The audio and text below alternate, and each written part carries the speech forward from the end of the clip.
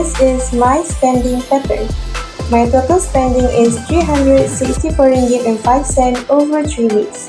My highest spending category is food and beverages because it's a need, so I spend at least 62%.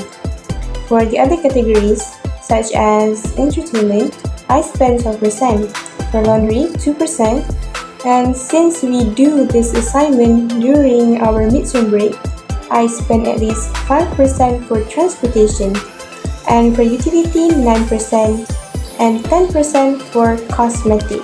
For my spending pattern, total spending is Rm337.78 over 3 weeks. My highest spending category is food and beverage, which is 70%. Other categories is shopping 12%, entertainment 12%, transportation 4%, and laundry 2%. Pie chart shows the proportion of spending across categories. Reflects daily consumption, choices, and financial habits. My spending pattern, total spending is $250.70 over 3 weeks. My highest spending for food and beverage, which is 70%. Another major categories is transportation for 9%, fashion for 12%, and others for 9%. Pie chart show the proportion of spending across categories. Reflect daily consumption, choices, and financial habit.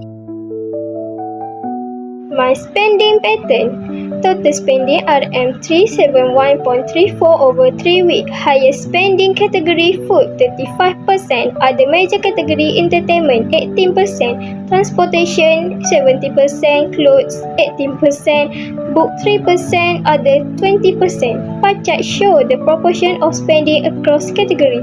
Reflect daily consumption, choice, and financial habit. My spending pattern. Total spending is Rm408.14 for 3 weeks. Highest wages category is food, which is 87%. Other major categories is transportation 4%, entertainment 5%, others 4%. Pie chart shows the proportion of spending across categories, reflects daily consumption choices and financial habits. So, through this assignment, we learned so many things, such as we learned to differentiate between needs and wants.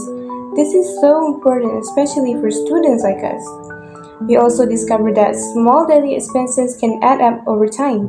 We learned to track and categorize expenses. And now, we are able to plan spending systematically and avoid overspending so we can save up our money. We can now categorize expenses into primary, secondary, and tertiary needs. We become more aware of prices and compare before buying. And we learn to prioritize based on goals and values.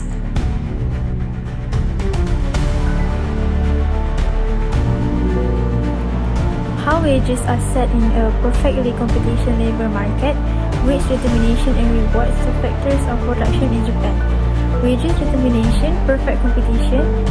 Wages set by supply and demand. Firms are price takers. Must offer market wages to attract workers. Japan's minimum wages vary by region, which is Tokyo 113 hour, Osaka and Okinawa 160 per hour. Factors affecting wages in Japan: low birth rate, labor shortage, higher wages in healthcare. Education and skills, higher pay for IT and skilled workers. Labor unions use collective bargaining. Seniority system shifting to performance-based pay. Other rewards to factors of production. Number 1 is rent.